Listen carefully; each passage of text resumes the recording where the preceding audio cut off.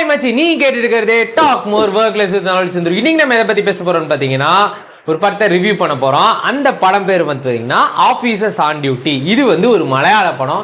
இதை டைரக்ட் பண்ணவர் வந்து ஜீத்து அஷ்ரப் அப்படிங்கிறவர் டைரக்ட் பண்ணியிருக்காரு.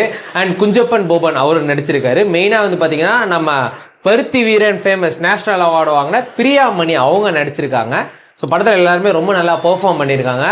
படம் வந்து பயங்கரமாக என்கேஜ் பண்ணுது. இது வந்து ஒரு கிரைம் ரிவெஞ்ச் ஸ்டோரி. இது வந்து கிரைம் த்ரில்லர் ஸ்டோரின்னு சொல்ல முடியாது. ஃபர்ஸ்ட் படம் வந்து ஸ்டார்டிங்காக கொஞ்சம் தூரம் த்ரில்லிங்காக போனாலும் அதுக்கப்புறம் இது ரிவெஞ்ச் ஸ்டோரியாக மாறுது. அதுக்கப்புறமும் இந்த படம் எங்கேயுமே ட்ராப் அவுட் ஆகலை. படம் நம்மளை பயங்கரமாக என்கேஜ் பண்ணுச்சுன்னே சொல்லலாம். மெயினாக பார்த்தீங்கன்னா வில்லன்கள் ரொம்ப ஸ்ட்ராங்காக இருந்தாங்க கதையில். அதுதான் இந்த படத்தை தூக்கி நிறுத்துது. அண்ட் ஹீரோ பார்த்தீங்கன்னா ஹீரோவோட ஆட்டிடியூட் ரொம்ப நல்லாயிருக்கும்.